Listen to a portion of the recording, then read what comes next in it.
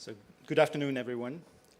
My name is Nicolas Guillot. I'm professor of intellectual history here at the EUI. And on behalf of my colleague Eric Jones, director of the Robert Schuman Center, I would like to welcome all of you to this event that we've organized between the History Department and the Robert Schuman Center.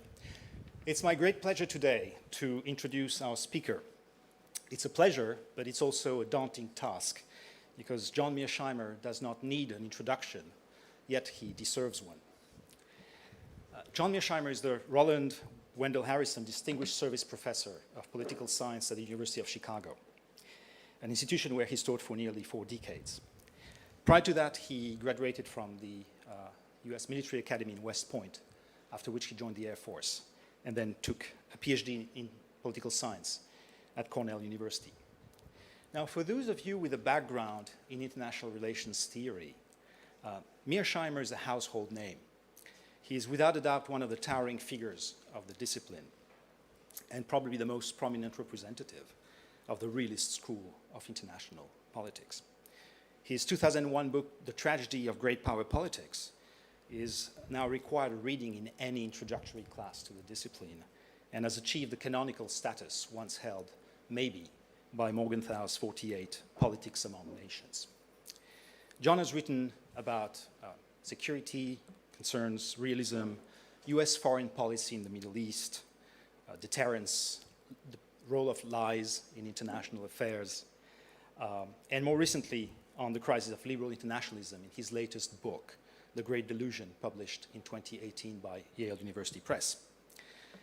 But even if you don't have a background in IR, in recent weeks, Mearsheimer has become a familiar name in relation to the discussion of the war in Ukraine.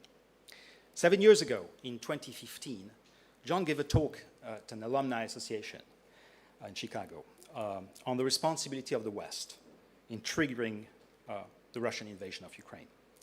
Sadly, many of the points he made in that talk turned out to be remarkably prescient. By now, this talk has been seen more than 27 million times. This has obviously put John in the limelight, and it has also earned him a bunch of new critics who have tried, sometimes very unfairly, to put some flack in his fuselage.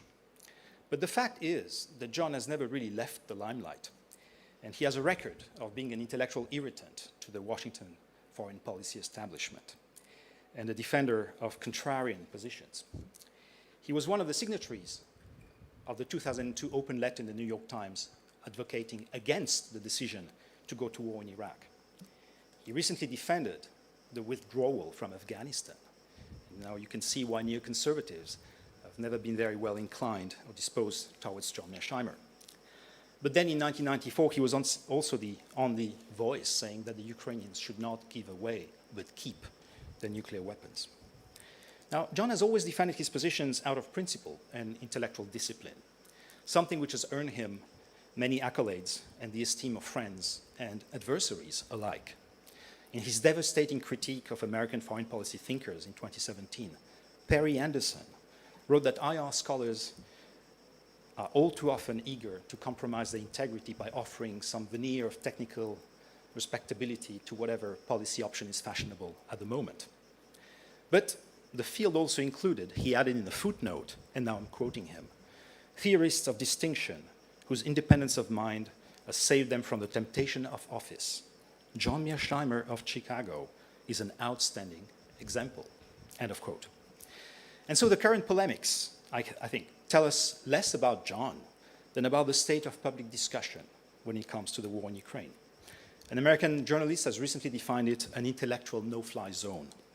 We are in a moment in which, if you follow the sometimes heated debates on social but also traditional media, diplomacy has become synonymous with appeasement, in which advocating anything short of an ill-defined military solution makes you complicit with genocide, and in which even gesturing towards the possibility that responsibilities may be shared somehow means joining an extremist fringe that includes not only the ubiquitous Noam Chomsky, but such dangerous fanatics as Jeffrey Sachs, Pope Francis, the New York Times since the May 19th editorial, and possibly now France and Germany. I'm not even getting into the analogies with 1938 that are the intellectual equivalent of using a high-grade pepper spray to start a conversation. In this context, I think it behooves us as a public university, and even more so as a European public university, in which at any given moment there's a variety of views on any given topic, to uphold a space for serious and engaged conversation, rather than yielding to ambient pressure, or worse, repeating martial sound bites. Finally, beyond legitimate divergences of opinion, I want to emphasize what unites us. I think all of us are here today, and I'm sure, I know as a fact I can include John in that statement, that we're here because we are concerned and we care for Ukraine. But it's precisely because of this concern, and because this war is unjustifiable no matter how you look at it, that we ought to give ourselves as much intellectual latitude as we can in trying to understand the many causes of that conflict, and so as to better put an end to its tragic consequences. To do this, we don't only have a distinguished guest today in the person of John Mearsheimer, but Eric and I have also asked our good colleague Stephanie Hoffman, who, like John, teaches IR and, like John, is a Cornell PhD, to offer a few comments, to which then John will be able to respond, after which we'll have a Q&A. With no further ado, please join me in extending a very warm welcome to Professor John Mearsheimer.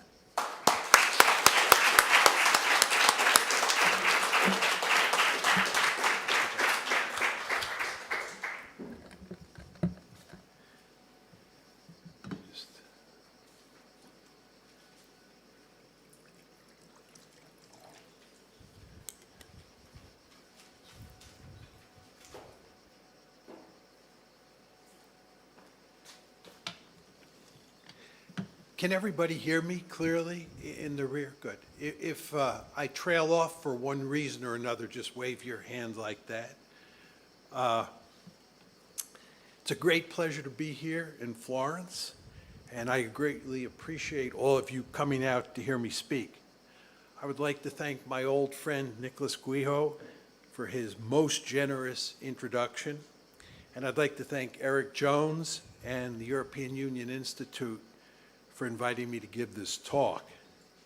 And I would like to thank Stephanie, even before she's offered her comments, for giving those comments and letting me expound on various points that I don't fully develop in the talk. The war in Ukraine is a multi-dimensional disaster, which is likely to get worse in the foreseeable future. When a war is successful, little attention is paid to its causes, but when the outcome is disastrous, much attention is paid to the origins of the conflict. People want to know, how did we get into this terrible situation? I have witnessed this phenomenon twice in my lifetime, first with the Vietnam War and second with the Iraq War. In both cases, Americans wanted to know, how did their country miscalculate so badly? Given that the United States and its NATO allies played a crucial role in the events that led to the Ukraine war and are now playing a central role in the conduct of that war, it's appropriate to evaluate the West's responsibility for this calamity. I want to make two main arguments today. First, the United States is principally responsible for causing the Ukraine crisis. This is not to deny that Putin started the war and that he is responsible for Russia's conduct on the battlefield. Nor is it to deny that America's allies bear some responsibility, but they largely follow Washington's lead on Ukraine. My key point, however, is that the United States pushed forward policies toward Ukraine that Putin and his colleagues see as an existential threat to their country, a point they have made repeatedly for many years. Specifically, I am talking about America's obsession with bringing Ukraine into NATO and making it a Western bulwark on Russia's border. The Biden administration was unwilling to eliminate that threat through diplomacy and indeed recommitted itself to bringing Ukraine into NATO during 2021. Putin responded by invading Ukraine on February 24th of this year. Second, the Biden administration has reacted to the outbreak of the war by doubling down against Russia. Washington and its Western allies are committed to decisively defeating Russia in Ukraine and employing comprehensive sanctions to greatly weaken Russian power. The United States is not seriously interested in finding a diplomatic solution to the war, which means the war is likely to drag on for months, if not years. In the process, Ukraine, which has already suffered grievously, is going to experience even greater harm. In essence, the United States and its allies are helping lead Ukraine down the primrose path. Furthermore, there's a danger that the war will escalate as NATO might get dragged into the fighting and nuclear weapons might be used. We live in perilous times. Let me now lay out my argument in greater detail, starting with a description of the conventional wisdom about the causes of the conflict. It is widely and firmly believed in the West that Putin is solely responsible for causing the Ukraine crisis and certainly the ongoing war. He is said to have imperial ambitions, which is to say he is bent on conquering Ukraine and other countries as well, all for the purposes of creating a greater Russia that bears at least some resemblance to the former Soviet Union. In other words, Ukraine is Putin's first target, but not his last. As one scholar put it recently, he is, quote, acting on a sinister, long-held belief to erase Ukraine from the map of the world. Given Putin's purported goals, it makes perfect sense for Finland and Sweden to join NATO and for the alliance to increase its force levels in Eastern Europe. After all, Imperial Russia must be contained. Well, this narrative is repeated over and over in the mainstream media and by virtually every Western leader. There is no evidence to support it. I want to repeat that. There is no evidence to support it.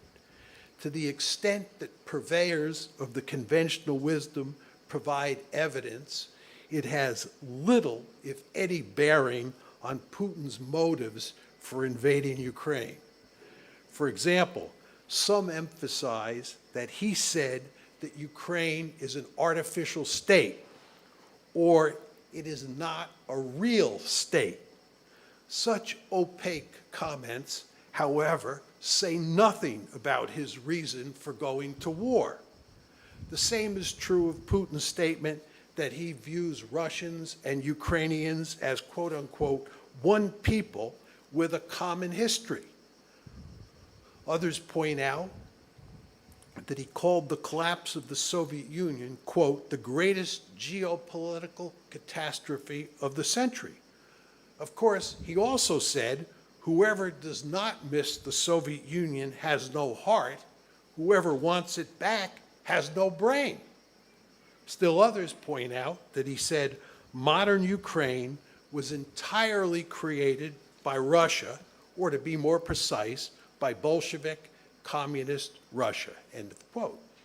But he went on to say in the same speech, quote, of course, we cannot change past events, but we must at least admit them openly and honestly. To make the case that Putin was bent on conquering all of Ukraine and incorporating it into Russia, it is necessary to provide evidence that first, he thought it was a desirable goal, that second, he thought it was a feasible goal, and third, he intended to pursue that goal. There is no evidence, let me repeat, there is no evidence in the public record that Putin was contemplating, much less intending, to put an end to Ukraine as an independent state and make it part of a greater Russia when he sent his troops into Ukraine on February 24th.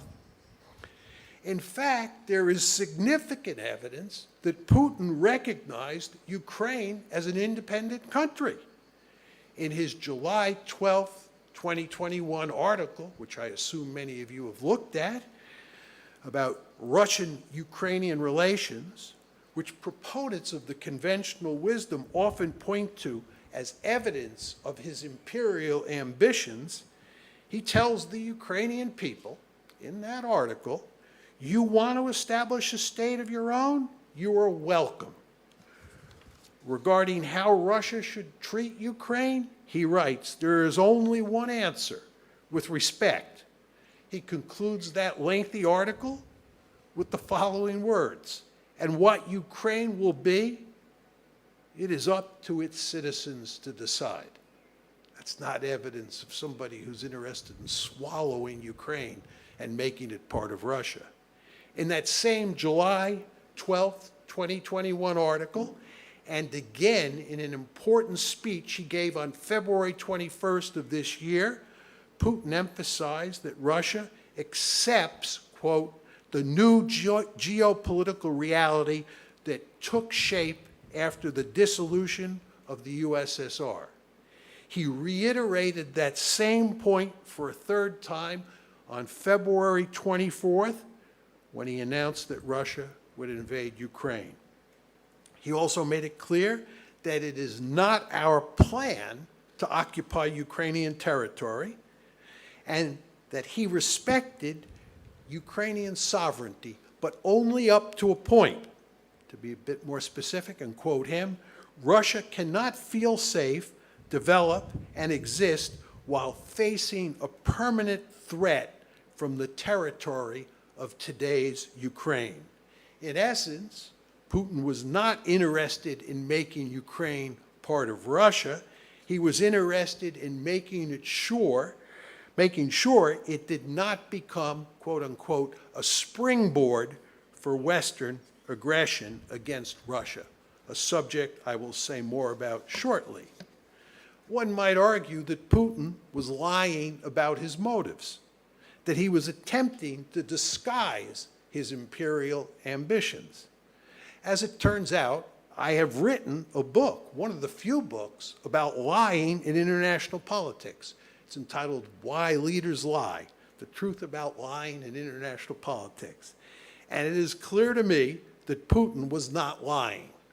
For starters, one of my principal findings in the book is that leaders do not lie much to each other. They lie more often to their own publics. Regarding Putin, whatever one thinks of him as a human being, he does not have a history of lying to other leaders. Although some assert that he frequently lies and cannot be trusted, there's actually little evidence of him lying to foreign audiences. Moreover, he has publicly spelled out his thinking about Ukraine on numerous occasions over the past 2 years, and he has consistently emphasized that his principal concern is Ukraine's relations with the West, especially with regard to NATO. He has never once hinted that he wants to make Ukraine part of Russia. If this behavior is part of a giant deception campaign, it would be without precedent in recorded history. Perhaps the best indicator that Putin is not bent on conquering and absorbing Ukraine is the military strategy Moscow has employed from the start of this campaign.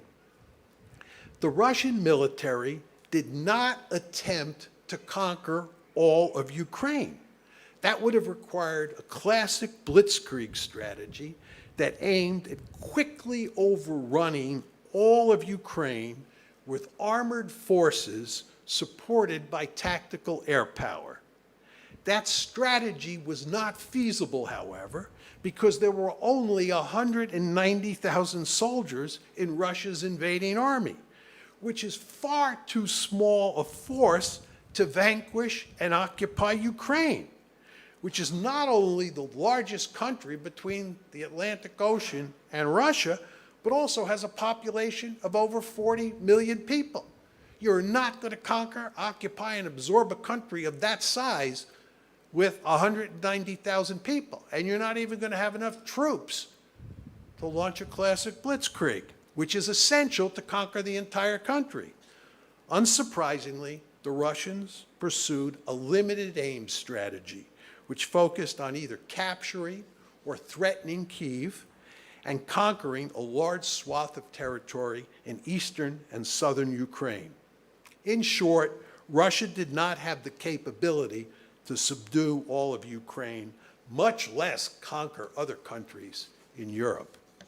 To take this argument a step further, Putin and other Russian leaders surely understand from the Cold War that occupying countries in the age of nationalism is invariably a prescription for never-ending trouble. The Soviet experience in Afghanistan is a glaring example of this phenomenon.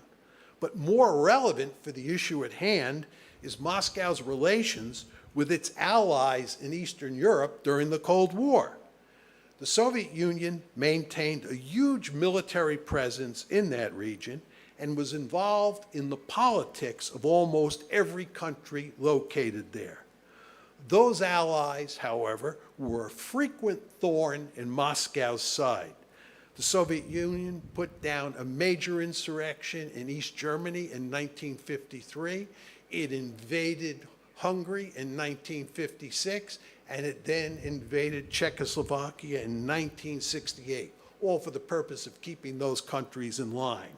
There was serious trouble in Poland in 1956, 1970, and 1980 to 81. Although Polish authorities dealt with these events, they served as a reminder that intervention might be necessary.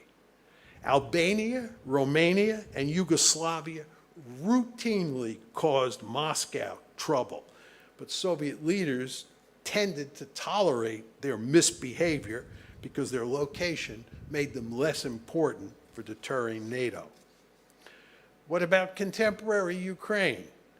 It's obvious from Putin's July 12, 2021 essay, his famous essay, that he understands that Ukrainian nationalism is a powerful force, and that the civil war in the Donbass, which had been going on since 2014, had done much to poison relations between Russia and Ukraine.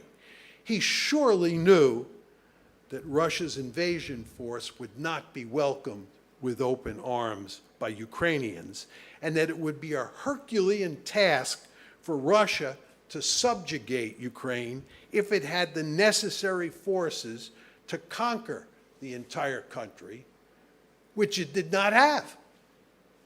Finally, it's worth noting that hardly anyone made the argument that Putin had imperial ambitions from the time he first took office in 2000 until the Ukraine crisis first broke out on February 22nd, 2014. That's 14 years. Nobody made the argument that he had imperial ambitions in his first 14 years in office. In fact, the Russian leader was an invited guest to the April 2008 NATO summit in Bucharest, where the alliance announced that Ukraine and Georgia would eventually become members. He was invited to be there. Putin's opposition to that announcement had hardly any effect on Washington because Russia was judged to be too weak to stop further enlargement, just as it had been too weak to stop the 1990 tranche of enlargement, and just as it had been too weak to stop the 2004 tranche of expansion. Relatedly, it's important to note that NATO expansion before 2004 2014, before the February 2014 crisis, was not aimed at containing Russia. Given the sad state of Russian military power, Moscow was in no position to pursue revanchist policies in Eastern Europe. Tellingly, former U.S. Ambassador to Moscow Michael McFaul notes that Putin's seizure of Crimea, that was in February 22nd, after the February 22nd, 2014 crisis started, was not planned before the crisis, but was an impulsive move in response to the coup that overthrew Ukraine's pro-Russian leader. In short, NATO enlargement was not intended to contain a Russian threat, but was intended instead as part of a broader policy to spread the liberal international order into Eastern Europe and make the entire continent look like Western Europe. It was only when the Ukraine crisis broke out in February 2014 that the United States and its allies suddenly began describing Putin as a dangerous leader with imperial ambitions, and Russia as a serious military threat that had to be contained. What happened? This new rhetoric was designed to serve one simple purpose: to allow the West to blame Putin for the outbreak of trouble in Ukraine. And now that the crisis has turned into a full-scale war, it is imperative to make sure that he alone is blamed for this disastrous turn of events.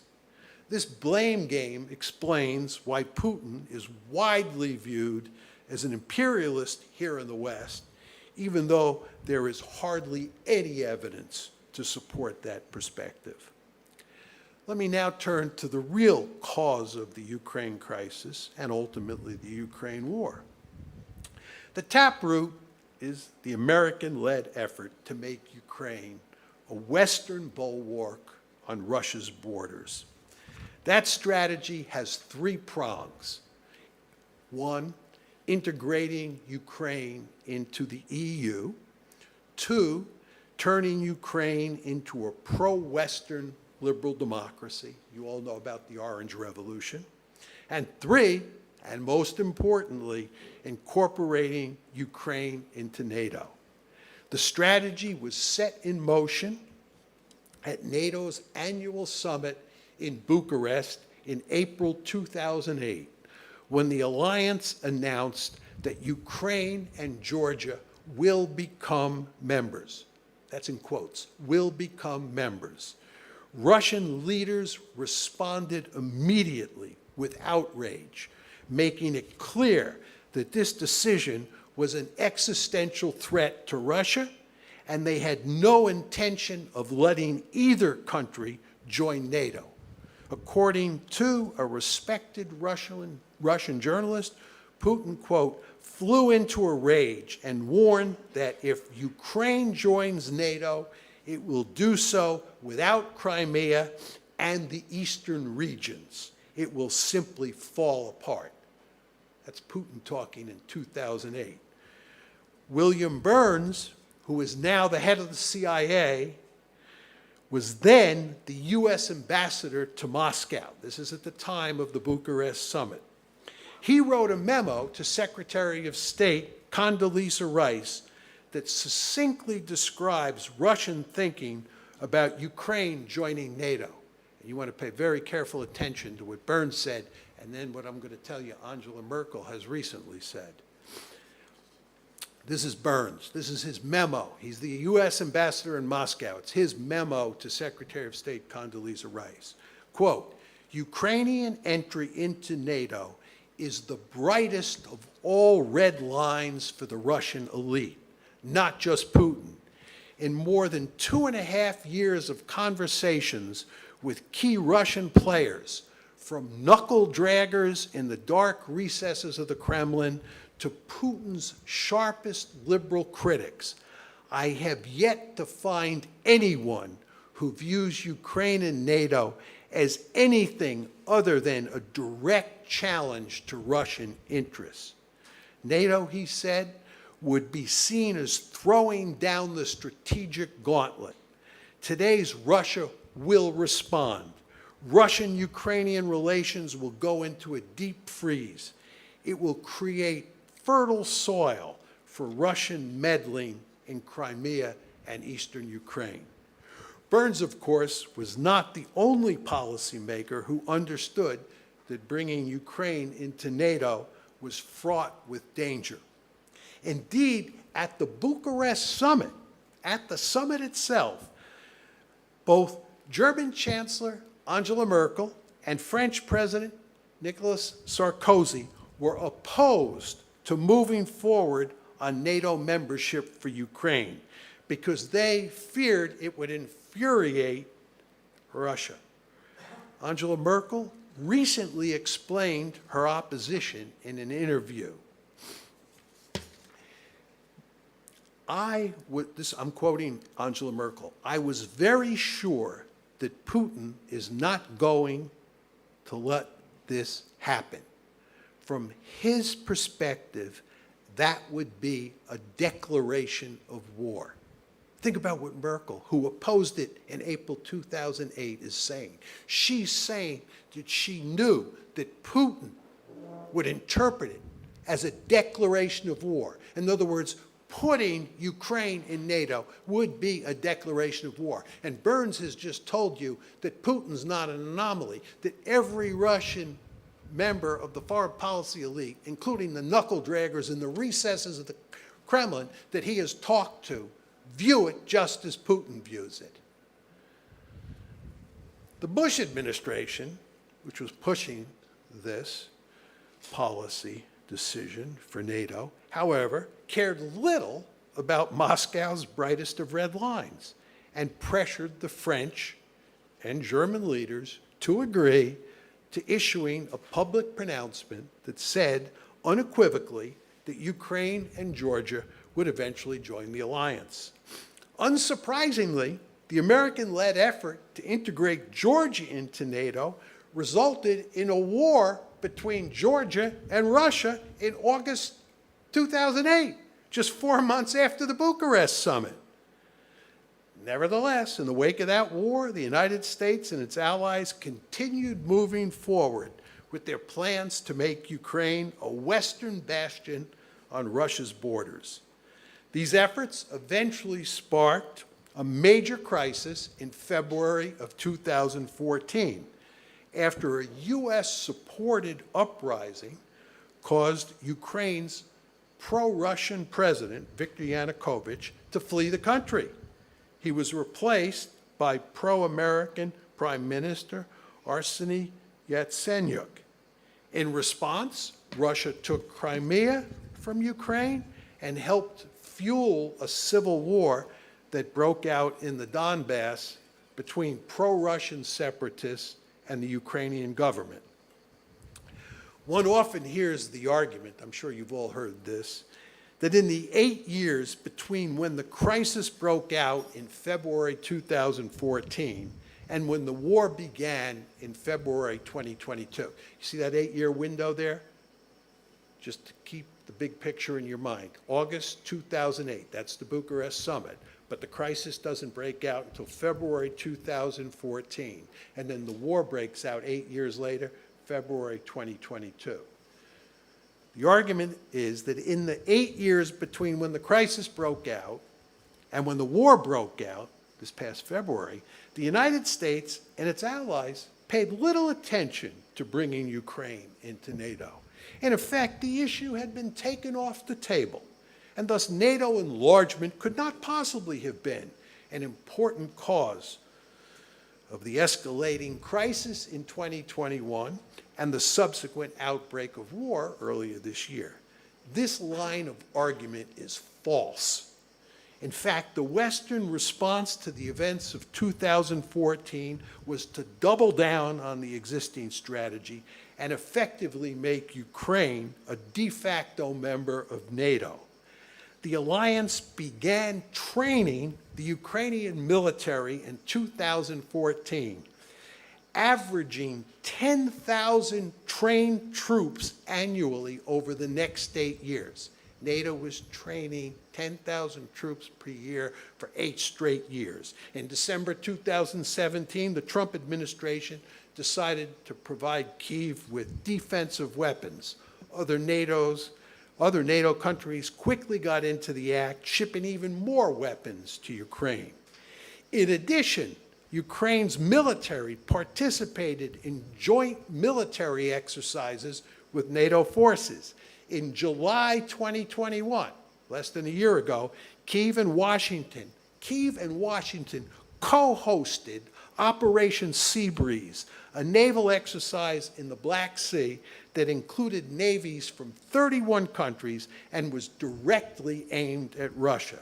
2 months later, in September 2021, the Ukraine Army led Rapid Trident 21, which was, according to an official press release from the U.S. Army, it was, quote, a U.S. Army Europe and Africa-assisted annual exercise designed to enhance interoperability among allied and partner nations. Remember, I'm making the argument here we were turning Ukraine into a de facto member of NATO. It was designed to enhance interoperability among allied and partner nations to demonstrate units are poised and ready to respond to any crisis. NATO's efforts to arm and train Ukraine's military explains in good part why it has fared so well against Russian forces in the ongoing war. It's not simply Russian incompetence, it's the fact that we armed and trained those Ukrainian forces and turned them into a formidable fighting force. A headline in a recent issue of the Wall Street Journal put it quite nicely. This is quoting that headline in the Wall Street Journal. The secret of Ukraine's military success, years of NATO training. Years of NATO training. In addition to NATO's ongoing efforts to make the Ukrainian military a fighting force, the politics surrounding Ukraine's membership in NATO and its integration into the West changed in 2021. There was renewed enthusiasm for pursuing Ukrainian membership in NATO in 2021. And the change took place in both Kyiv and in Washington. Let me start by telling you what happened in Kyiv. President Zelensky, who had never shown much enthusiasm for bringing Ukraine into NATO, and who was elected in March 2019 on a platform that called for working with Russia to settle the ongoing crisis, reversed course in early 2021 and not only embraced NATO expansion, but also adopted a hardline approach toward Moscow.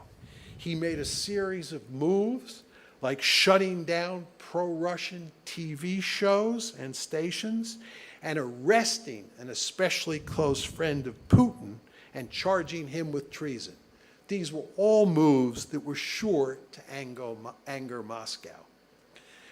President Biden, who moved into the White House in January 2021, Biden is moving into the White House just as Zelensky is beginning to do a flip on his views towards Ukraine and towards Russia. President Biden had long been committed to bringing Ukraine into NATO and was also super hawkish towards Russia. And you want to remember that when he was vice president in the Obama administration, President Obama assigned him, Joe Biden, with the Ukraine portfolio. So he was no stranger to this issue. Unsurprisingly, on June 14th, 2021, about a year ago, almost a year ago to the day, NATO issued the following communique at its annual Brussels summit. I'm going to quote, we reiterate the decision made at the 2008 Bucharest summit that Ukraine will become a member of the alliance, ... as an integral part of the process. We reaffirm all elements of that decision. We reaffirm all elements of that decision, as well as subsequent decisions, including that each partner will be judged on its own merits. We stand firm in our support for Ukraine's right to decide its own future and foreign policy course, free from outside interference. On September 1st, 2021, Zelensky visited the White House, where Biden made it clear in his public statements that the United States was, quote, firmly committed to Ukraine's Euro-Atlantic aspirations. Then, on November 10th, 2021, Secretary of State Tony Blinken and his Ukrainian counterpart signed an important document. It's called the U.S.-Ukraine Charter on Strategic Partnership. It's available on the website or on the internet if you're interested. This is what it says. The aim of both parties is to, quote, underscore a commitment to Ukraine's implementation of the deep and comprehensive reforms necessary for full integration into Europe and Euro-Atlantic institutions. That document explicitly builds not just on, quote, the commitments made to strengthen the Ukraine-U.S. strategic partnership by Presidents Zelensky and Biden, end of quotes, but it also reaffirms the U.S. commitment to the, quote, 2008 Bucharest Summit Declaration. In short, there is little doubt that starting in early 2021, Ukraine began moving rapidly toward joining NATO. Some argue that while that may be true, it should not have concerned Russian policymakers. We have decided it shouldn't have concerned Russian policymakers. Why? Because NATO is a defensive alliance and poses no threat to Russia. But that's not how Putin and other Russian leaders think about NATO. And it is what they think, not what you think or I think, that matters. And they see NATO as a direct threat. They see NATO expansion into Ukraine as an existential threat. They see it as the brightest of red lines. To deal with this growing threat, Putin stationed ever-increasing numbers of Russian troops on Ukraine's borders between February 2021 and February 2022. You remember last year? The number of Russian troops on Ukraine's borders continually increased and increased and increased. You ask yourself, why was that happening? It was happening in response to what Zelensky and Biden were doing, and all the arming and training was taking place. You noticed all those military exercises I described took place in 2021. Putin's aim was to coerce Biden and Zelensky into altering course and putting an end to their efforts to integrate Ukraine into the West. On December 17th, 2021, the Russians reached the boiling point, and Moscow sent separate letters to NATO and to Biden. Many of you, I'm sure, remember when the Russians sent those letters to Biden and to NATO, demanding a written guarantee that, number one, Ukraine would not join NATO, no offensive weapons would be stationed near Russia's borders, and three, NATO troops and equipment moved into Eastern Europe since 1997 would be moved back to Western Europe. Putin made numerous public statements during this period that left no doubt that he viewed NATO expansion into Ukraine as an existential threat. Speaking to the Defense Ministry Board on December 21st, 2021, he stated, this is quoting Putin, "What they are doing or trying or planning to do in Ukraine is not happening thousands of kilometers away from our national border. It's on the doorstep of our house. They must understand that we simply have nowhere further to retreat to. Do they really think we do not see these threats? Or do they think that we will just stand idly by watching threats to Russia emerge? 2 months later, at a press conference on February 22nd, 2022, this is 2 days before they invade, Putin said, quote, "We are categorically opposed to Ukraine joining NATO because this poses a threat to us, and we have arguments to support this. I have repeatedly spoken about it in this hall." He then made it clear that he recognized that Ukraine was becoming a de facto member of NATO. The United States and its allies, he said, quote, "continue to pump the current Kiev authorities full of modern types of weapons," end of quote. He went on to say that if this was not stopped, Moscow, quote, "would be left with an anti-Russia armed to the teeth." This is totally unacceptable. Putin's logic should be manifestly clear to Americans in the audience who have long understood, I'm sure, that we have a Monroe Doctrine which stipulates that no great power is allowed to place any of its military forces in the Western Hemisphere. I might note that in all of Putin's public statements during the months leading up to the war, there is not a scintilla of evidence that he was contemplating conquering Ukraine and making it part of Russia, much less attacking other countries in Eastern Europe. Other Russian leaders, including the defense minister, the foreign minister, the deputy foreign minister, and the Russian ambassador to Washington, the Russian ambassador to Washington, also emphasized the centrality of NATO expansion for causing the Ukraine crisis. Foreign Minister Sergei Lavrov made the point succinctly at a press conference on January 14th, 2022, when he said, "The key to everything," I'm quoting Lavrov now, "the key to everything is the guarantee that NATO will not expand eastward." Nevertheless, the efforts of Lavrov and Putin to get the United States and its allies to abandon their efforts to make Ukraine a Western bulwark on Russia's border failed completely. Secretary of State Tony Blinken responded to Russia's mid-December demands by simply saying, quote, "There is no change, there will be no change." Putin then launched an invasion of Ukraine to eliminate the threat he saw from NATO. Where are we now and where are we going? The Ukraine war has been raging for almost 4 months. And I would like to make 3 separate points.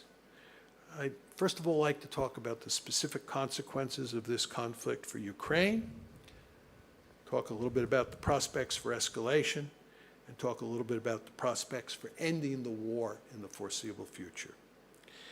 Starting with Ukraine, this war is an unmitigated disaster for Ukraine.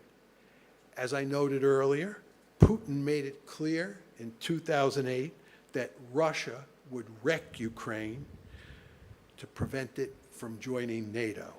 He is delivering on that promise.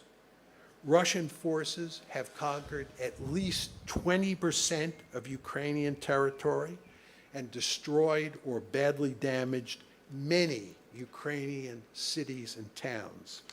More than 6.5 million Ukrainians have fled the country, while more than 8 million have been internally displaced. Many thousands of Ukrainians, including innocent civilians, are dead or badly wounded, and the Ukrainian economy is in shambles. The World Bank estimates that Ukraine's economy will shrink by almost 50% over the course of 2022. Estimates are that approximately $100 billion worth of damage has been inflicted on Ukraine already, and it will take close to $1 trillion to rebuild the country. In the meantime, Kyiv requires about $5 billion of aid every month just to keep the government running. Furthermore, there appears to be little hope that Ukraine will be able to regain use of the Azov and Black Seas, the ports on the Azov and Black Seas anytime soon. Before the war, roughly 70% of all Ukrainian exports and imports and 98% of its grain exports move through these ports. This is the basic situation after less than 4 months of fighting. It is downright scary to contemplate what Ukraine is going to look like if this war drags on for a few more years. So, this brings me to the second topic I want to talk about. What are the prospects for negotiating a peace agreement and ending this war in the next few months? I am sorry to say that I see no way this war ends anytime soon. And this is a view shared by prominent policymakers on both the Western side and the Russian side.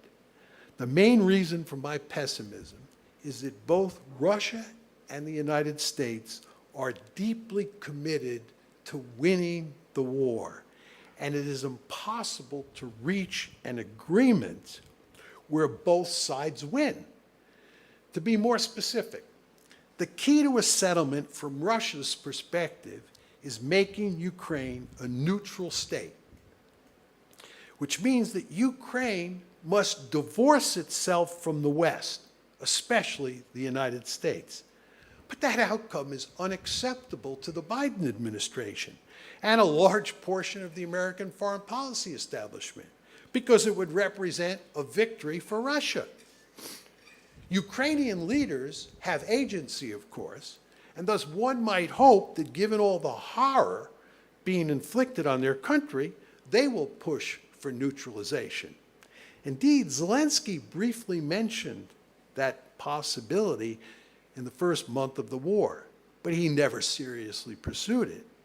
There's little chance, however, that Kyiv will push for neutralization, because the ultra-nationalists in Ukraine, who wield significant political power, have zero interest in yielding to any of Russia's demands, especially one that dictates Ukraine's political alignment with the outside world. The Biden administration and the countries on NATO's eastern flank, and here we're talking about Poland and the Baltic states, they're likely to support Ukraine's ultranationalists, along with the Americans, on this whole issue of creating a neutral Ukraine. To complicate matters further, how does one deal with the large swaths of Ukrainian territory that Russia has conquered since the war started, as well as Crimea's fate? It's hard to fathom Moscow giving up any of the Ukrainian territory it now occupies, much less all of it, at least in the foreseeable future. Russia's territorial goals today are probably not the ones they started the war with. At the same time, it's difficult to imagine any Ukrainian leader accepting a deal that allows Russia to keep any Ukrainian territory, except possibly Crimea. I certainly hope I'm wrong, but I see no end in sight to this ruinous war. Let me turn to the final matter, which is the matter of escalation. It's widely accepted among international relations scholars that there is a powerful tendency for protracted wars to escalate. Other countries get dragged into the fight, and the level of violence is likely to escalate. The potential for this happening in Ukraine is real. There is a danger that the United States and its NATO allies will get dragged into the fighting, which they have been able to avoid up to this point, even though we are now effectively at war with Russia. There's also the possibility that nuclear weapons might be used in Ukraine, and that might even lead to a nuclear exchange between Russia and the United States. The underlying reason that these outcomes might be realized is that the stakes are so high for both sides, and thus neither can afford to lose. As I have emphasized, Putin and his lieutenants believe that Ukraine joining the West is an existential threat to Russia that must be eliminated. In practical terms, that means Russia must win its war in Ukraine. Defeat is unacceptable. The Biden administration, on the other hand, has stressed that its goal is not only to defeat the Russians in Ukraine, but also to use massive sanctions to do egregious damage to the Russian economy. Secretary of Defense Lloyd Austin has emphasized that the West's goal is to weaken Russia to the point where it could not invade Ukraine again. In effect, the Biden administration is committed to knocking Russia out of the ranks of the great powers. At the same time, President Biden himself has called Russia's war in Ukraine a genocide and charged Putin with being a war criminal who should face, quote, a war crimes trial after the war. Such rhetoric hardly lends itself to negotiating an end to the war. After all, how do you negotiate with a genocidal state? American policy has two significant consequences. For starters, it greatly amplifies the existential threat Moscow faces in this war, and it makes it more important than ever that Moscow prevail in Ukraine. At the same time, it means that the United States is deeply committed to making sure that Russia loses. The Biden administration has now invested so much in the war, both materially and rhetorically, that a Russian victory would represent a devastating defeat for Washington. Obviously, both sides can't win. Moreover, there's a serious possibility that one side will begin to lose badly. There is a serious possibility of that. If American policy succeeds and the Russians are losing to the Ukrainians on the battlefield, Putin might turn to nuclear weapons to rescue the situation. The U.S. Director of National Intelligence, Avril Haines, told the Senate this past May that this was one of the two situations that might lead Putin to use nuclear weapons if he is losing in Ukraine. For those of you who think it's unlikely that he would turn to use nuclear weapons to rescue the situation if he's losing in Ukraine, I would remind you that NATO planned to use nuclear weapons in similar circumstances during the Cold War. We were planning to use nuclear weapons in West Germany if the Warsaw Pact overran West Germany. If we were losing against the Warsaw Pact in West Germany, we were going to turn to nuclear weapons to rescue the situation. That's what we're talking about Putin doing. You don't think he'll do it? I wouldn't bet a lot of money on that. If Russia were to employ nuclear weapons in Ukraine, it's difficult to say how the Biden administration would react, but it would surely be under great pressure to retaliate, thus raising the possibility of a great power nuclear war. There is a perverse paradox at play here. You really want to think about this. The more successful we are, the United States and its allies, at achieving our war aims, the more likely it is that the war will turn nuclear. Let's turn the tables and ask what happens if the United States and its NATO allies appear to be heading toward defeat, which effectively means that the Russians are routing the Ukrainian military and the government in Kyiv is moving to negotiate a peace deal to hold on to as much of Ukraine as possible.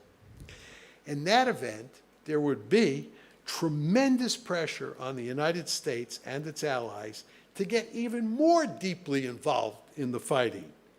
It is not likely, but certainly possible, that America or maybe Polish troops would get pulled into the fighting, which means NATO would not effectively be at war with Russia, it would literally be at war with Russia.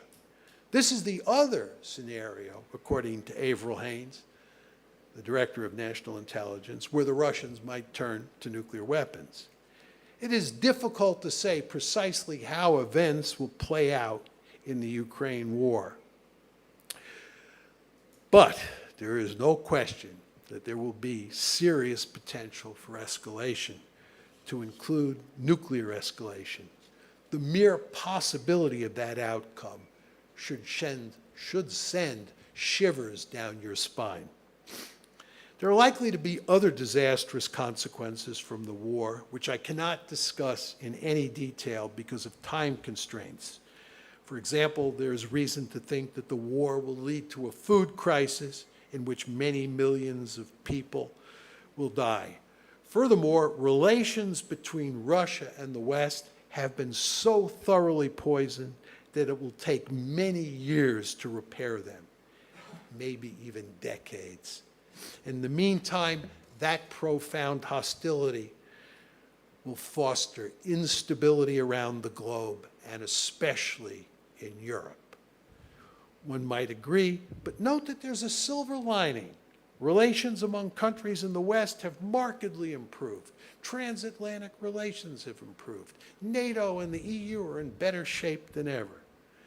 That's true for the moment, but there are deep fissures below the surface, which are likely to manifest themselves over time. For example, I would expect that relations between the countries of Eastern Europe will deteriorate as the war drags on. Finally, the conflict is already damaging the global economy in major ways, and the situation is likely to get much worse with time. Jamie Morgan, the CEO of J.P. Morgan Chase, says that we should brace ourselves for an economic hurricane.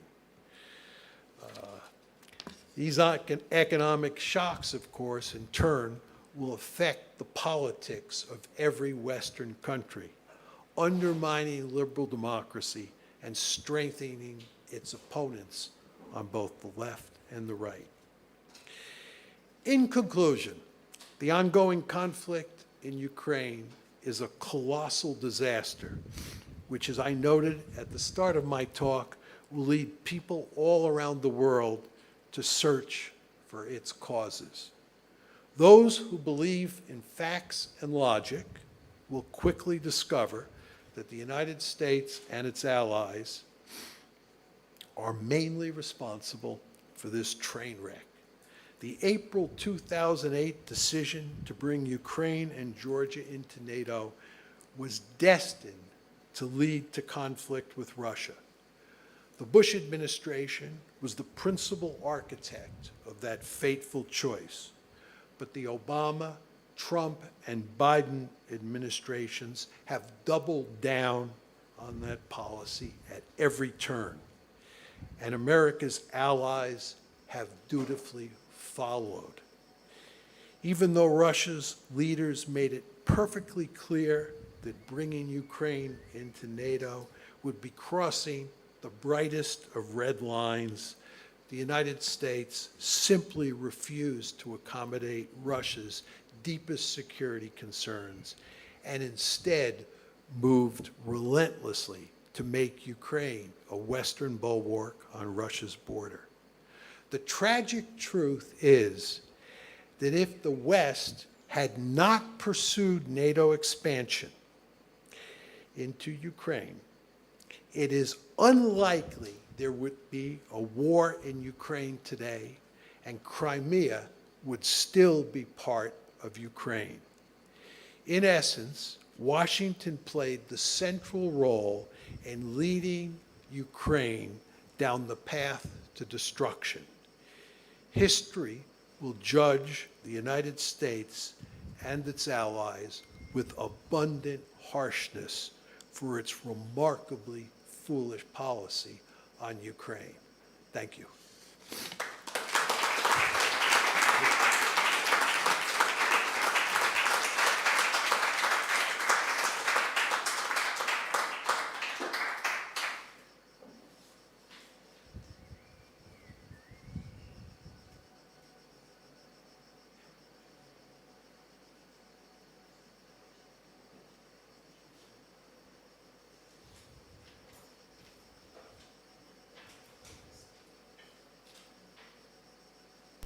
Thank you so much for this rich presentation, John.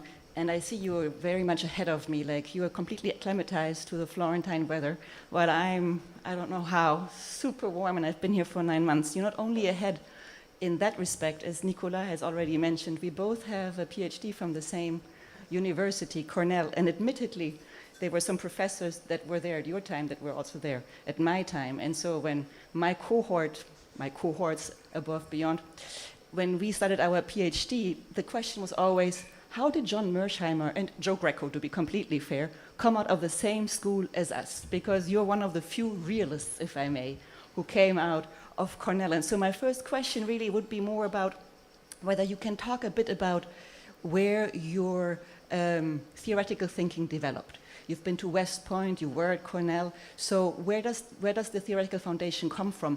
Also in terms of your approach, it is rather about grand theorizing, right? So grand theories is what is driving you. A friend of mine would call this sweeping narratives, but she's a comparativist, so for her IR is a strange business in the first place. But like, so why grand theorizing, and what to you is the role of, say, area studies? Because, I mean, you said that until 2014, people did not see Russia as a threat. But if we look into scholars who actually were working in the region, on the region, in Central and Eastern Europe, the Baltics, etc., they actually might have told and have told a different story. Same with politicians there, right? I mean, right now, actually, there's lots of complaining about West-splaining, also of West-splaining within the European Union, how Western Europe was imposing a narrative of Russia on Eastern Europe, calling Eastern Europeans irrational, emotional, anti-Russian. So for you as a scholar of grand IR theory, what's the role of area studies? And also, what's the role of domestic politics? That's where Cornell comes in for me, because my entire training was that the boundaries between comparative politics and IR are not very rigid. There's lots of fluidity. And you yourself mentioned in your talk just now how actually the nationalist elements or political voices within Ukraine would not allow for a neutral Ukraine. So apparently there are domestic forces who are very much pushing for a certain solution that you say actually prolongs the war. So would there be no nationalists in Ukraine, and Ukraine would then, Zelensky would negotiate with Russia, irrespective of what the US thinks, because that's the question, how much he's under the wing of the US, would there be actually an end to the war? So that would be my first question, and I admit I hit a few more questions in the first question. Oh, yeah, that probably good. Thank you, Stephanie. I could talk about these questions. I could answer these questions for hours on end, but I won't do that. She asked me, first of all, where did my realist theory come from? How did I get interested in realism and sort of become a realist theorist? The truth is, when I went to Cornell, I did not even self-identify as a realist, much less do any work on realist theory. In those days, there were three main theories of international relations. One were the realist theories, and Waltz's book had not yet come out, the '79 book, when I was a graduate student. Realist theories, liberal theories, and Marxism. There was no social constructivism at the time. With the passage of time, Marxism disappeared from the radar scope and it was replaced by social constructivism. So by the time I was at the University of Chicago and teaching IR theory, it was realism, liberalism, and social constructivism. But anyway, I knew all about Marxism, I knew all about liberalism and realism, but I honestly did not self-identify as a realist because I didn't do grand theory. I wrote a dissertation on conventional deterrence. Then I went to Cornell, to the University of Chicago in 1982. And one of the first courses that I taught was IR theory. And I just did it because we needed somebody to teach it. And I remember I read Robert Gilpin and I read Ken Waltz. This is in February 83 when I'm teaching Waltz, and his book had come out in 1979. And that's when I started wrestling with Waltz's book, which is a very difficult book to read, and I could never make heads or tails of it. Then my good friend Jack Snyder, who taught at Columbia, was writing a book which eventually came out called Myths of Empire, which was a defensive realist track. And it was in the process of giving Jack comments and going back and forth with him and reading Ken Waltz and going back and forth with him in the classroom that I started to discover that I was unsatisfied with their realist theory of international politics. And I decided to develop my own. And this was very easy to do at the University of Chicago because the University of Chicago was a place that privileged theory. It was a very theoretical institution. So I naturally gravitated into theory, to IR theory, and I discovered that I was a realist. I've often thought about why did I end up as a realist, and I don't know. I could speculate, but I thought that realism provided the best explanation for how the world works, and I therefore gravitated to it. But there were surely other factors that influenced me. So that's basically how I ended up doing IR theory and becoming a realist. Now, you asked me about my love of grand theory. I'm one of these people who has infinite intellectual curiosity, and I love coming up with simple theories about how the world works. I understand full well the danger of coming up with simple theories, and I'll get to this in a second when I talk about area studies and domestic politics. There are limits to what general theories can tell you about the world, but I instinctively love them. I love simplicity. And I think, by the way, one of the reasons that students like Tragedy of Great Power Politics is because the theory that I put forth is a simple theory. You don't have to like the theory, but at least you can understand it because it's simple. So I'm just a simple old boy, I think, by nature, and that's what I think caused me to gravitate to grand theory. Now, your third and fourth questions had to do with area studies and domestic politics. And this gets at the limits of theory, of grand theory, or of realism. Realism, as most of you folks know, is a theory that leaves domestic politics on the cutting room floor. The theory says that domestic politics do not matter. Now, we all know that domestic politics do matter. And the argument that realists like me make is that they don't matter that much. So you can come up with a simple theory that leaves them out, and that theory will still have lots of explanatory power. My intuition, and it's just my intuition, is that a really good theory, like realism, can explain 75% of what happens. That means it's wrong 25% of the time. And my argument is that it's wrong 25% of the time because those factors that it leaves on the cutting room floor sometimes jump up and bite you in the hiney. They matter.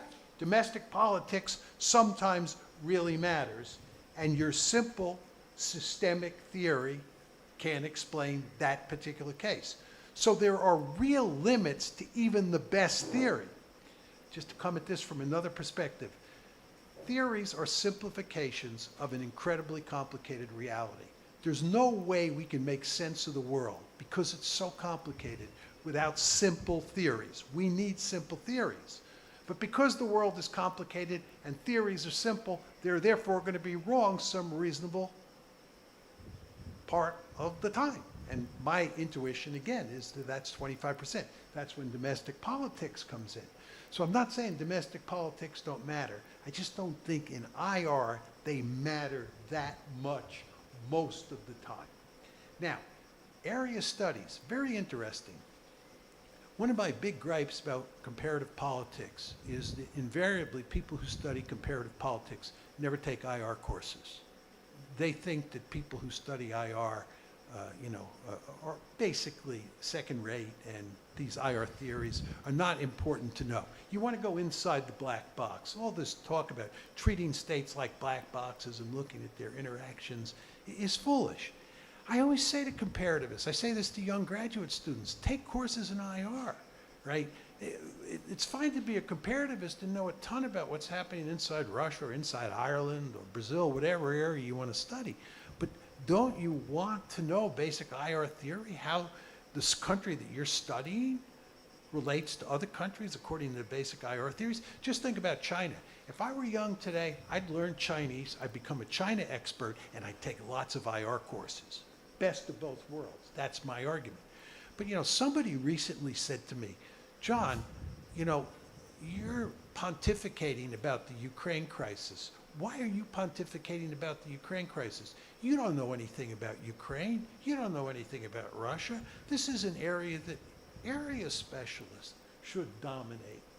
My view is, are you serious? Geopolitics, U.S.-Russian relations, Russian-NATO relations is terribly important for understanding the Ukraine crisis. You have to know basic IR theory to have a good feel for this crisis. And at the same time, I would concede you want area studies in there who can tell you all sorts of things about Ukraine and about Russian domestic politics and American domestic politics and German domestic politics as well. So I don't deny that for 1 second. So my general point is learn IR theory. You're foolish if you don't. Talking to comparativists here. And if you're an IR theorist, you better know the limits of your theories and know that area experts and people who focus on studying what happens inside the black box really do matter. Okay. So my second question is a little more complex, and I apologize. While you gave the talk, I had to briefly look at a Putin speech to quote a little something. But so in your talk, you really stress a lot of, you cite a lot of speeches, and you show this as evidence that actually it was mainly the US NATO expansion, or the threat of NATO expansion towards Ukraine, that is driving Putin's war in Ukraine. And you say there's no evidence for these alternative explanations that you gave. So it's pretty monocausal. And sorry, I tried to cite you here. It's a false line of argument to pursue these other arguments. So while, as you cited, there are these essential threat elements in his speeches, there are other elements in his speeches as well that actually go in a direction of this mythical unity of the Ukrainian and Russian nation. So actually there are no two nations. He also uses the word genocide, by the way, when he talks about Ukraine. So on his, sorry, now this will take a while because I'm reading off the phone, but on March 18th, on the concert marking the anniversary of Crimea's unification with Russia, Putin, for example, says, and now, 22. That's when, in the big stadium with all the flags, when he came with his white turtleneck sweater. And now, of course, I don't find the right part anymore because I moved around. The main goal and motive of the military operation that we launched in Donbass and Ukraine is to relieve these people of suffering, of this genocide. So, this is, again, and in the speech, he makes reference to denazification and how, which is, if you're not Russian, right, you're a Nazi. So I'm wondering, I'm sorry, I don't have as many quotes as you had, but I'm pretty sure that in other speeches I would also find references to these alternative explanations that you say are no evidence for. So my one question is, why pick one narrative over the other? There seem to be more narratives than just the existential threat one. Not denying that existential threat might be an explanation, but there at least strikes me by looking through the speeches that there are additional explanations as well. Also, like you cited Merkel, for example, so I watched that interview as well. It's true, she mentioned that she was worried in 2008 about the war, but she also said, I knew Putin well, and every time I saw him, he said, the Soviet Union was great. that how much he's actually missing the old Soviet days. And she's like, listen, when I was in these days living in East Germany, I was not free, and I was very happy when the Soviet Union disintegrated, because then I became a free person. So that was always part of their conversation. Again, this suggests that there are more narratives than just the existential threat, NATO expansion one, but also Putin potentially at least thinking of the Russian Empire, the demise of the Russian Empire, or a nation that is broader than what Russia is currently in its borders. So that's my first aspect of the question. So now, if we buy into this, the existential threat narrative is the main explanation as to why Russia invaded Ukraine. I'd be curious to hear your thoughts as to why not also Georgia, and why not Finland? I mean, so Georgia and Ukraine both joined the Partnership for Peace in NATO in 1994. So some of the training and the security assistance that you mentioned has been going on for a very long time through this partnership that they have with NATO, as many other Eastern European countries actually have. And so, as you say, like Georgia was part of the discussion in 2008. And so it was Ukraine and Georgia that were supposed to join NATO, and then France and Germany said, not right now. And so the Bucharest Declaration was this very ambiguous document that kind of alluded to the possibility. It had a Rose Revolution. The revolution happened as well. There was exactly, as you mentioned, Russia invaded part of Georgia, but then it stopped. There's no more further invasion happening in Georgia. Why is Georgia not an existential threat to Russia? In Finland, I mean, people argue that actually Finland's now so it has applied to become a NATO member, right? But it's not NATO member yet. That is an unintended consequence of this war. But right now it is not member of NATO yet, and it shares a very long border with Russia. So why don't we see this very aggressive rhetoric and military action also on the Finnish border, given that this potentially could also be understood as an existential threat? So if you don't mind unpacking a little bit, first of all, why picking one narrative over the other, and then also spell out a little bit more as to why actually other countries where this kind of existential threat narrative could fit to don't seem to uphold. Sorry, I'm just checking my notes, because while you were speaking, I was writing so many things down that I'm not sure. But I think, no, I got the main gist. Thank you. You can come back at me again. Just on the narratives, the conventional wisdom in the media and in the West more generally, and among Western leaders, is that Putin was interested in conquering Ukraine and absorbing it into Russia. And he was bent on creating a greater Russia, and really Ukraine was the first station on the railroad line. And what I say you have to do is you have to find evidence that he thought that was desirable, that goal was desirable. Number two, he thought that goal was feasible. And number three, that's what he had set out to do. There's evidence that that's what he was going to try to do. And my point was, there's no evidence of that. Now, your point is that there are other narratives, maybe other reasons for why he did it, like denazification, dealing with what he called the genocide in eastern Ukraine. That may be true. I don't dispute that, but it doesn't contradict my basic point. It doesn't address the basic issue that he was bent on an imperial mission, right? So there's no question that he was interested in going into the Donbass, in part because he thought that a genocide, that's his rhetoric, was taking place. But again, it doesn't address the basic issue on the table. What we need is evidence that he's an imperialist. And just to go to Merkel, there's no question that Merkel says that Putin made it clear to him, to her, that he thought the Soviet Union was a wonderful enterprise. And remember, I read the quote where Putin said, in his heart, how could you help but miss the Soviet Union? That's what he said, which is consistent with what Merkel said. But then he went on to say, you know, in the rest of the sentence, that this is not going to happen. Anybody who thinks that is not got a brain. So there's no evidence that he said, I miss the Soviet Union, and what we have to do is recreate the Soviet Union or recreate something that looks like the Soviet Union. You have, in my opinion, you have to provide evidence of that to beat me. It may be possible to do that. Eric and I were talking about that before.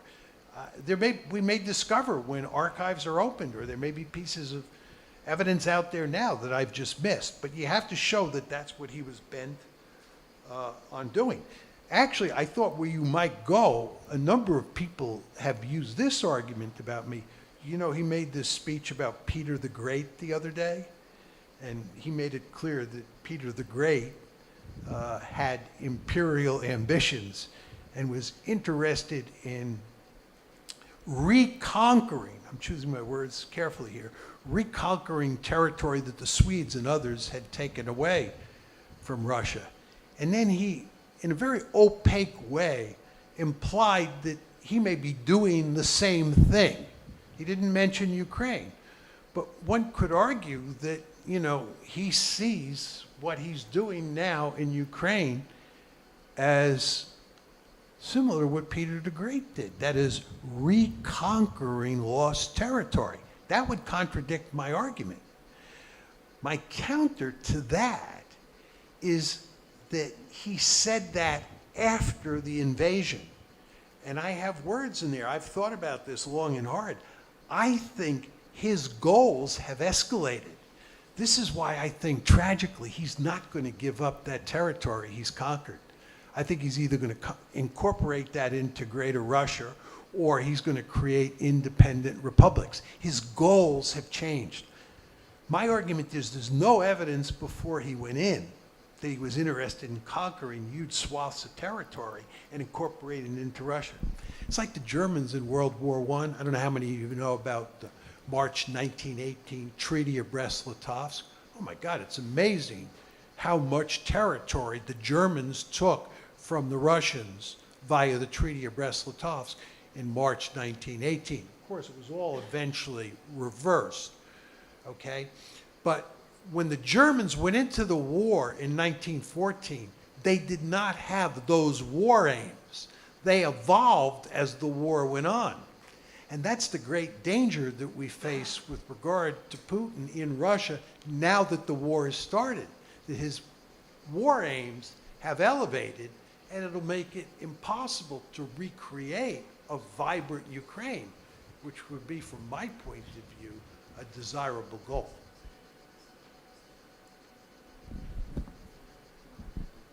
I realized that I thought I only going to ask 2 questions and then open to the audience, and time is running out. But I'm looking at Eric, and I thought I tried to communicate whether we can have a little bit more time. Of course, it also depends on you and on you. I'll stay here all evening. So, so why don't we open up for questions? Many questions. Can I start with Sarah? So,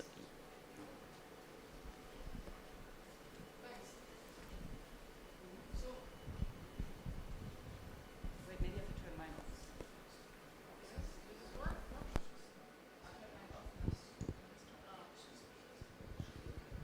Thank you. This works. Good. So one is just a factual kind of explanation. Could you explain why, if NATO did not see Russia as a threat in 2008, it wasn't worried about it at all, why it was so interested still in expansion? And the second one is something about this concept of winning the war that you were mentioning at the end, which makes negotiations so difficult because both sides want to really win the war. What does winning the war mean? And the reason I ask this is if we look at Russia's behavior in Syria, I wonder whether permanent stability is perhaps a winning of the war for Russia?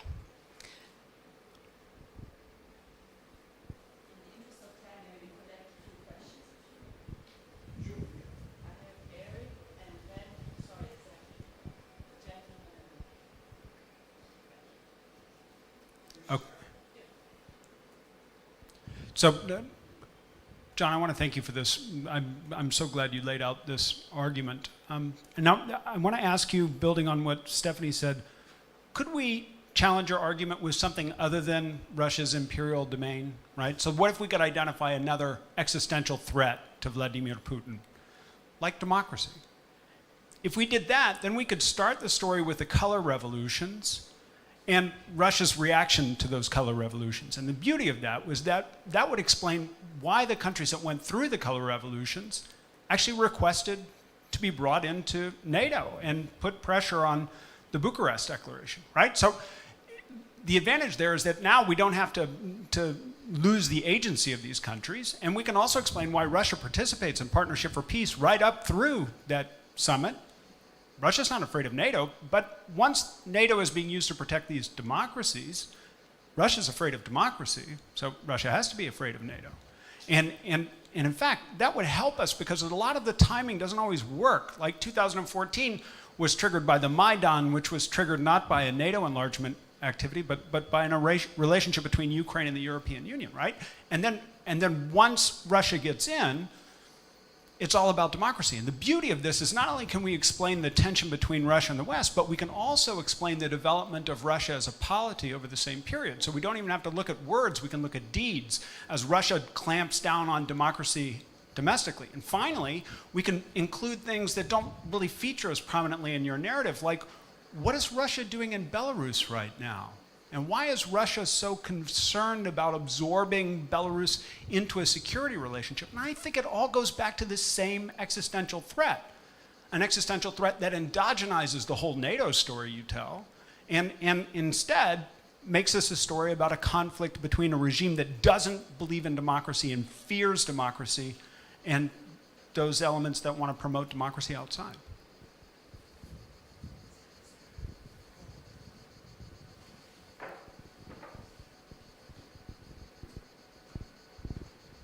Thank you, everyone. I'm Balthazar, I'm a PhD here. Actually, yes. So, I'll actually be very brief because it responds to what Professor Jones has said. If we use this logic of what happens outside of Russia and how Russia responds to it, how does imperialism not actually advances your explanation of the causes of the war? Russian imperialism, meaning that Russia needs to direct how Ukrainian and Belarus internal forces act, and in which direction those democratic or not forces can push their own countries, and therefore Russia's imperialism is the response of Russia to foreign countries' politics. And not Russia being imperialistic does not mean, I don't see why it would imply that the cause you identify would not be the cause of the current war.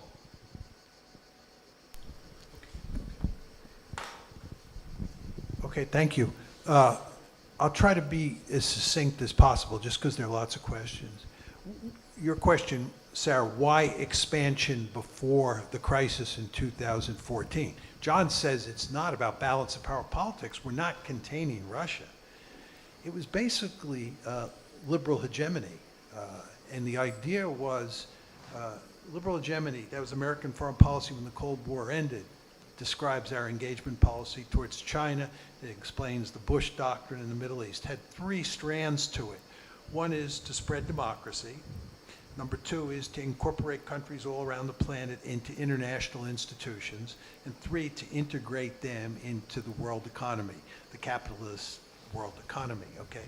And what we were doing was we were moving NATO and the EU, two institutions eastward, and incorporating more and more states into those institutions so they would be rules-abiding citizens. Two, by moving the EU eastward, we're getting everybody hooked on capitalism, integrating them into the international economic order. And number three, and this was what Eric was getting at, with the color revolutions, right? Rose Revolution, Georgia, Orange Revolution, Ukraine, we're spreading democracy. right? So the name of the game was to turn Eastern Europe into a giant zone of peace, much the way Western Europe in our story had been turned into a giant zone of peace, and Europe would be one big seamless web of peace, love, and dope. So that's what was going on. There's no talk of containment. I found it very hard to believe that one would not have been thinking about containing Russia before 2014. But all the administrations are filled with liberal do-gooders like Bill Clinton and George W. Bush and so forth and so on. And the end result is you get liberal hegemony. Now, you say, what does winning the war mean? This is a great question, and one I don't have that much time to go into. But the American case is easy. Winning, as I said, is defeating the Russians in Ukraine and basically strangling the economy to the point where you knock them out of the ranks of the great powers. The Russian case is a trickier case. You know, a lot of people say what we have to do is we have to allow Putin to save face. And I say, you don't want to think about it in those terms. You want to think about it in Clausewitzian terms. War is an extension of politics by other means. Don't get too wrapped around about what happens on the battlefield. The question is, what's the political goal here? And John's story is that the political goal is more than anything to make sure you have a neutral Ukraine. So winning for Putin is putting an end to Ukraine joining the West, joining NATO, joining the EU. So that's winning. And that's why in my formal comments, I said that for the Russians, if you hope to shut this one down, you've got to have a velvet divorce between Ukraine and NATO and the United States, and Ukraine has to be neutral. So that would be winning in that particular case. But that's a, you know, as I said, an excellent question. Just with regard to Eric, I actually don't disagree with Eric at all. I want to remind you that my argument, and I tried to say it so many times that I thought maybe I said it too much. Our basic aim is to turn Ukraine into a Western bulwark on Russia's border. And that strategy has three prongs. One is to incorporate Ukraine into the EU, to foster a color revolution in Ukraine where it becomes a pro-West liberal democracy. That's where he was going. And third, and most importantly, to bring Ukraine into NATO. Now, I agree with you that the Russians lived in mortal fear of a color revolution in Russia. And for those of you who are interested, you go home and Google the New Yorker magazine, Michael McFaul's experience as America's ambassador to Russia. He was interested in fostering a color revolution in Russia. Putin hated the guy. Read page 12 of his memoirs, where he talks about Putin staring him down at a meeting that he had outside of Moscow, right? Putin lived in fear, as you pointed out, of a color revolution, and correctly, and as Eric also correctly pointed out, the 2012 crisis, or when the crisis broke out in 2012, it was not about NATO expansion per se. It was about the EU and about a color revolution. So I'm in complete agreement with you. But what I'm saying to you, Eric, is it's a three-pronged strategy, all designed to make Ukraine a Western bulwark. With regard to the graduate student back there, I'm sorry I didn't catch your name. In my story about this one, and you didn't see it here, but just I did this interview with the New Yorker where this comes out clearly. For me, there's a difference between imperialism and geopolitics. And when I hear the word imperialism used with Putin, I identify that with the argument that he was interested in conquering Ukraine, absorbing Ukraine, maybe conquering Finland, conquering other countries. That to me is what imperialism is about. It's creating an empire. So imperialism and empire go together. For John, this is really all about balance of power politics. It's all about taking NATO and putting it too close to Russia, and the Russians viewing this as a threat, much the way we viewed Soviet-tipped missiles in Cuba during the Cuban Missile Crisis as a security threat. So for me, it's all about balance of power logic. You can see my realism coming through and why I don't like the word imperialism. But I do want to be clear here. It's all a function of how I define imperialism and how I define balance of power politics. One could define imperialism in different ways and come at me from a different perspective. Super. So I'll do one more round of questions, maybe, if you, and we do. I'll do that. If you want 2 rounds, 3 rounds, I don't know. It doesn't matter. I will look at Eric once in a while, and when I suddenly see a subtle sign where he tells me to end, I shall end. Sarah, you have your microphone out now. Then please give it to Jeff first, given that you now the one closest to you. Sorry, back. Sorry. I'm trying to be efficient. Is it on? Okay, thank you, and thank you, John. I encouraged all my researchers to come today because they said you'd give a very entertaining presentation. You didn't disappoint. But, I mean, so you're at EUI. We portray ourselves as a premier social science institution in Europe. And I guess I'd like to push you, and it's really following up on Stephanie and Eric, about sort of the social science behind your argumentation. Because, I mean, when I tell my researchers, like, developing an IR theory, right, okay, so definitely don't like just establish correlations. Give us some sense of the causal processes that connect A to B to C to D to get us to an outcome. I tell them to operationalize their terms carefully. I tell them to think, well, what would threaten my argument? The alternative explanations. And I just worry, sort of, in all counts, right? I mean, you sort of gave us a really interesting narrative here that just sort of fails on all those accounts. You keep accusing the mainstream narrative of basically cherry-picking stuff to tell us a story. It sort of sounds like you're doing the same thing to tell another story. So that's worrying. I mean, what were your methods? I mean, how many sources did you look at? I assume you can only use English, right? So you're just looking at translated stuff. I mean, that's an issue, right? Key terms for you, existential threat. And you made it clear in a talk, right? It's NATO expansion.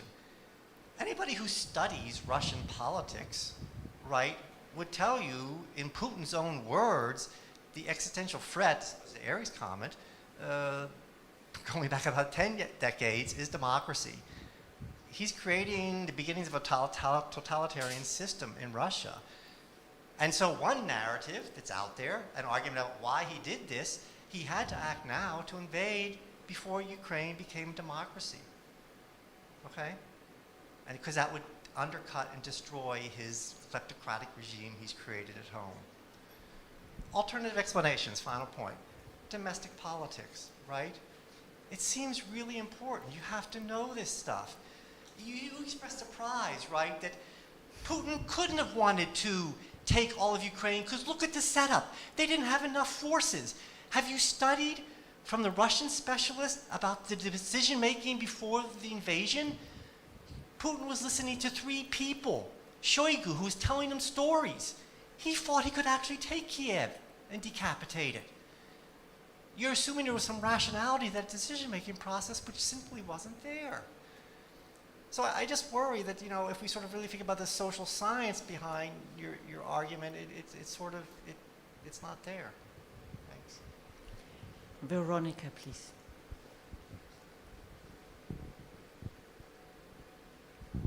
And then Veronica, if you don't mind, give it to your neighbor. I think your hand was up too, no? Yes? So, Veronica Angel, postdoc, fellow here at the EUI. I wonder if there's any room for nuance on your position on Western commitment to Ukraine. Nuance, yes. I'm just trying. I'm trying to be nice to you. Really trying. In your position on Western commitment to Ukraine's EU and NATO membership.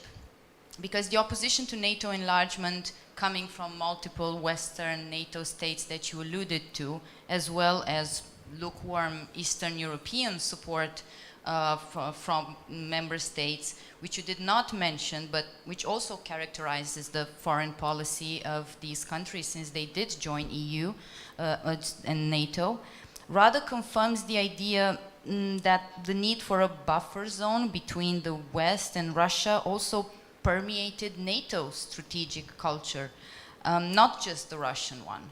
So is it your suggestion that we should believe that the idea of buffer zone creation was never part of post-Cold War US foreign policy?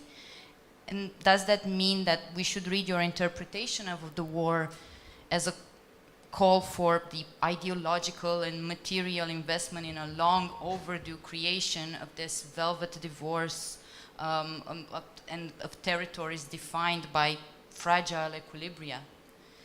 And back to Jeffrey's point as well, you use the word evidence a lot, which elicits attention to knowledge-making tools.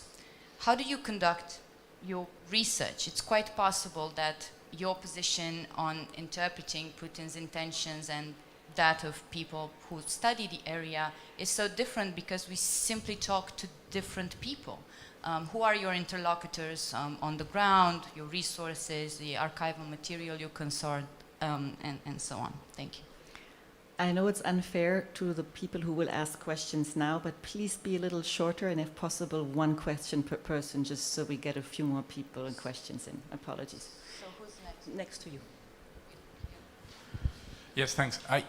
You ended your speech by saying that history will judge unfavorably. Should I stand up? Okay. That's what I'm told from the back. The United States and its allies, but you didn't really talk about the allies during your talk, except to say that they were opposed to the 2008 decision to aim for Ukraine and Georgia to become members of NATO, and they couldn't get their way. And Olaf Scholz was in Kiev, I think, or Moscow in February, just before the war began, and he talked about NATO, the prospect of NATO membership, and he said, this is not on the table for the foreseeable future, but he didn't say Germany and France are vetoing the prospect of Ukraine joining NATO. So my question is, why, if Germany and France were opposed to the very principle of NATO expansion to Ukraine and Georgia, why did they fail to stop the prospect of NATO expansion from getting onto the agenda and remaining there? And a second question very quickly, what should change? What would need to change in the future for that to be possible for the French and the Germans? Do you mind if I take one more question, or do you prefer? I don't want to deny that person, whoever he or she is, an opportunity to ask a question. Can you? Do another round. We do another round, but so we try to, so that, I'm just worried that Eric will give me the sign very fast, so I'm squeezing one more question in. Can you give the person behind you? Thank you very much. I'm Makoto and a postdoc here. My question is about a cheap talk. So you mentioned you relied on Putin's statement, and I understand that Putin usually don't lie to foreign colleagues, but if the war aim, the real war aim or partial war aim is unpalatable, isn't it a good reason for them to lie, or generic leader to lie? For example, when Japan invaded Southeast Asia, Japan wanted the oil in Indonesia. They never publicly said that. So you mentioned that we need, or counter-argument needs, a definite proof that Putin had intent to, have an imperialistic expansion. But if imperialistic expansion itself is unpalatable, then isn't it kind of unrealistic to expect him to say, hey, Angela, actually I have an imperialist ambition and I have an intention to follow through. And also, relatedly, what I think, it could be a case that if the perception of Russia about NATO is very important, then isn't it the case that, the most paranoid people, most paranoid to the provocation is... Oh, sorry, then I'll stop there. Thank you.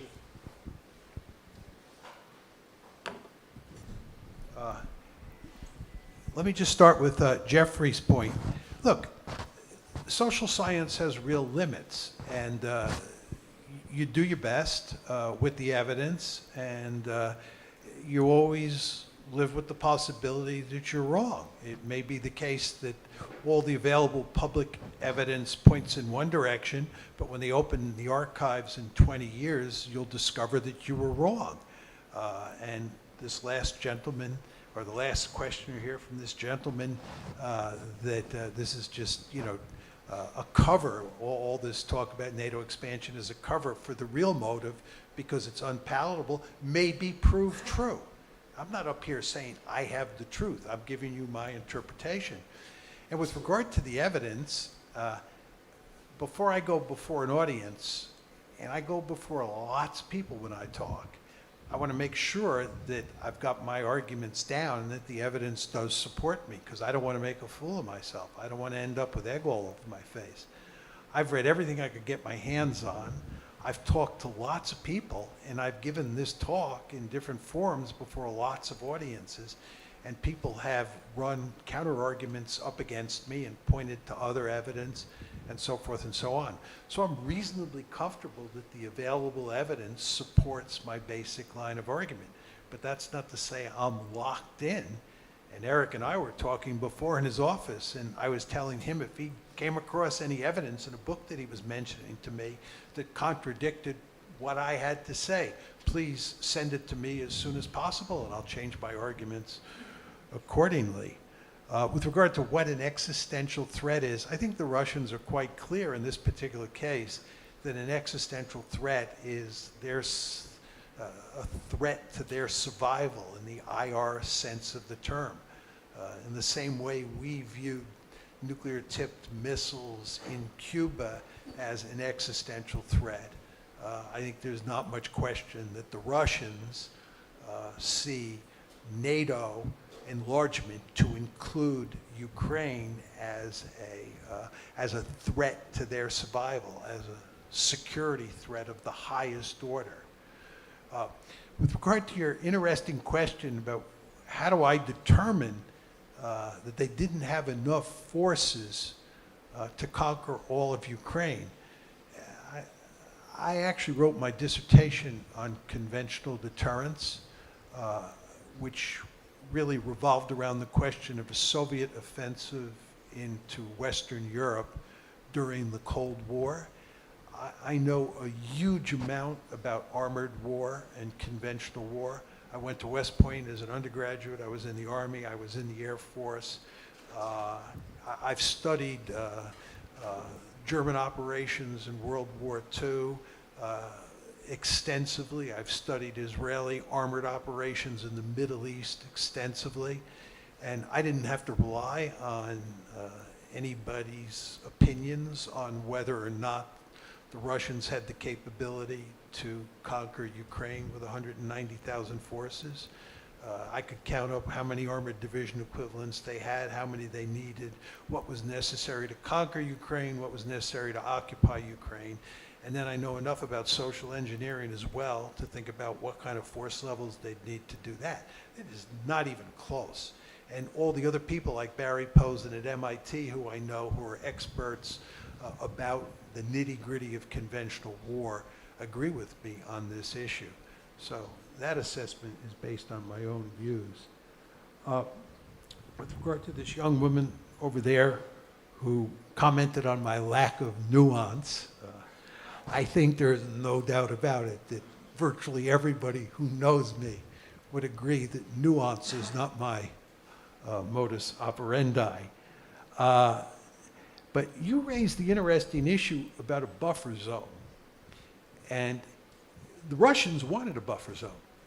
They wanted Ukraine as a buffer zone. And that's what they care about regarding Belarusia as well. It's actually NATO that didn't want a buffer zone. I went to Poland about 3 or 4 different times, and I told the Poles that the last thing you want to do is expand NATO into Ukraine, because it's going to be like poking a hornet's nest, and it's going to cause unending trouble for Poland. I said, you have the ideal situation now in that you have a buffer zone, Ukraine, between Poland and Russia. And what you should do is everything you possibly can to maintain that buffer zone. And if you poke the bear and the bear takes Ukraine, the bear's going to be right next door to you. And that is not going to be good. But we were not interested. The Poles were not interested. The Baltic states were not interested, and the Americans are certainly not interested. We wanted to march NATO right up to their doorstep. So my argument would be they should have been interested in the buffer zone, sort of getting in line with your points, but we weren't. History and allies. This is the question, this is the third question. Why didn't the Europeans get their way? The Europeans didn't get the way because the Europeans danced to our tune. We run NATO. This is a matter of power. We have all these fictions that we tell people about joint decision-making. The United States runs NATO, and the Europeans do what we tell them. You can talk to the Russians about this. You want to know why Putin and Lavrov send a letter to Washington on December 17th and say, that's the response we care about? They don't care about the response from Jens Stoltenberg. How many divisions does Jens Stoltenberg have, right? It's the United States of America that really matters. Pardon? No, it's not, but he was talking about Merkel and Sarkozy. And Bush got what he wanted. My question is, why didn't Merkel stand up to him? Merkel understood. Sarkozy understood. It was the Americans who were pursuing a remarkably foolish policy. If you just think about what Merkel said, Germany is going to suffer enormously from this catastrophe in Ukraine. It is going to have really negative effects. And I say to myself, apropos your comments, why didn't she throw down the gauntlet and say, under no circumstances are we allowing Ukraine to come into NATO? That's exactly what she should have done. But the Germans hardly ever do that. They always dance to our tunes. One, history, and I don't think I have to explain that to you. And number two, they have a deal here. And the deal is the United States stays in Europe, acts as a pacifier, provides security for them, and they basically go along with what we want them to do. That's the deal, right? They don't want us to leave, so they don't want to anger us. They don't want to tell us to jump in the lake. And in the end, they cave in most of the time. They didn't cave in on Iraq, but most of the time, they cave in. And on this one, they caved in big time, and I believe the consequences are catastrophic. Your point about cheap talk. Look, your point is basically that this is an imperial enterprise, and they're covering it up with rhetoric about NATO expansion. And I can't prove that you're wrong other than saying, I see no evidence that you're right. If when they open the archives, you're right and I'm wrong, God bless you, you're right. I was wrong, I'll admit it. But based on everything that's out there in the public record, and sort of what fits in my story from a logical point of view, I think you're wrong. That, you know, they're not buffaloing us. They're not, they're not lying to us. But I can't be 100% certain on that. I'll be very unconventional. I let one more question in, but as a gift to you for dinner. So if you do, like, this will be could be a conversation topic, because who happens to be here in the room is one of the architects of European security policy, Robert Cooper. And so if you don't mind, we'll finish with Robert, who gives us a question that maybe will serve for dinner conversation. The pressure is on before we finish. I mean, European security policy is rather a grand term for what I worked for the European Union for some time, and I wouldn't describe what it has as actually being a security policy in realist terms. But I wrote a paper. But I was going to say to you, and this is partly based on my European experience, maybe when you write all this down, you could include a footnote about the incompetence of multilateral organizations. Multilateral what? Organizations. Because actually I found the NATO declaration that issued from Bucharest really extraordinary. I could understand them inviting Ukraine to join or to start the membership action procedure. That meant something. I could understand them remaining silent. That meant something. But to say NATO will one day be a member of Ukraine without having any program behind it or anything like that, that was just a piece of multilateral incompetence. And remember, this was drafted personally by the heads of government. And that's when you get real incompetence joined together. So it's not kind of pure theory, but it's, but nevertheless, multilateral organizations are very curious. Actually, I think the UK played a bad role, because if the UK had joined France and Germany in saying, look, this is rather dangerous, it needs to be thought about more carefully, maybe we could have got away with saying nothing, which would have been a good solution. So, can you very quickly? Oh, sorry. Over time, I've come to appreciate the importance of multilateral institutions, or what you call multilateral organizations. When I first, started thinking about institutions, I tended to be somewhat contemptuous of them, and that was foolish on my part. But the argument I would make is that multilateral institutions are run by the most powerful states. And the EU and NATO are run in large part by the most powerful states. And with regard to NATO and the April 2008 decision, you said that it was evidence of multilateral incompetence. I think there's absolutely no question you're right. I've now studied and talked to people about this. You're absolutely right. But it was the Americans who were responsible. It was the Bush administration. And if you look at the decision-making process, it was, to put it in crude terms, a half-assed decision-making process where the Americans really goofed. I would just say to you from having spent 3 days in Germany talking to a number of people about this issue, they would take issue with you on the UK. Their argument is, this is not my argument, this is what a number of people said to me. The French, and especially the Germans, were real Bolsheviks about opposing the Americans.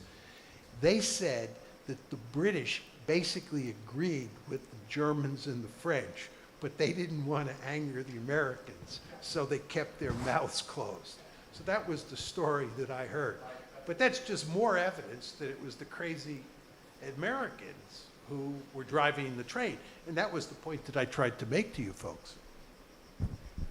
Apologies to everyone else who wanted to ask questions, but as John, you said, you invited everyone to send you evidence. I hope you also could invite everyone who still has questions to send him questions, and I will just invite you to maybe spend some time in answering them. In the meantime, please thank me for all the time and patience of answering the questions that have been asked and for your presentation.